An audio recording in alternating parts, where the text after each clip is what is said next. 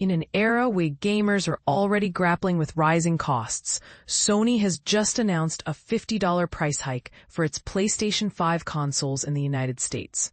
But here's where it gets controversial. This decision comes as the gaming giant faces mounting pressure from tariff uncertainties that could further strain both the company and consumers. With the video game industry still recovering from recent setbacks, many are left wondering if this move is a necessary adjustment or an added burden for fans. Starting Thursday, all three models of the PlayStation 5 will see their prices increase. The PS5 Pro, which is already considered one of the pricier options on the market, will now retail at $749.99. This change reflects Sony's attempt to balance its financial challenges while navigating a volatile economic landscape. However, some critics argue that such hikes might alienate loyal customers who have eagerly supported the brand through thick and thin. The backdrop to this pricing shift: sweeping tariffs imposed by former U.S. President Donald Trump on imports from key manufacturing hubs like China and Japan. These tariffs have sparked widespread concern about potential supply chain disruptions and escalating material costs. For Sony, these geopolitical tensions add another layer of complexity to an already challenging situation. The company had previously increased prices in several European markets earlier this year, signaling a broader trend across regions. Notably, Microsoft's Xbox followed suit shortly after, raising the cost of its consoles and accessories in major markets including the US, Europe, Australia, and the UK.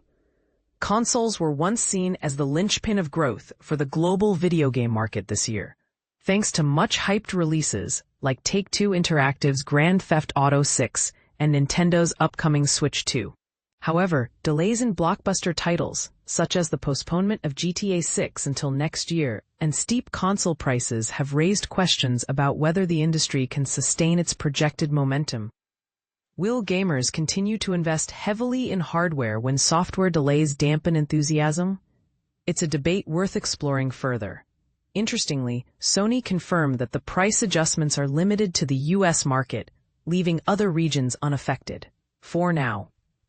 Additionally, there won't be any changes to the pricing of PlayStation 5 accessories, offering some relief to accessory enthusiasts. Still, this selective approach raises eyebrows. Why single out the US?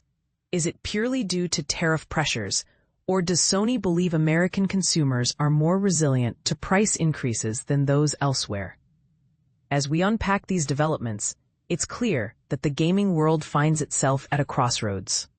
On one hand, companies like Sony and Microsoft must adapt to external pressures beyond their control. On the other hand, they risk alienating the very audience that fuels their success. So, what do you think? Are these price hikes justified given the current economic climate? Or do they signal a troubling precedent for the future of gaming affordability? Let us know your thoughts in the comments below.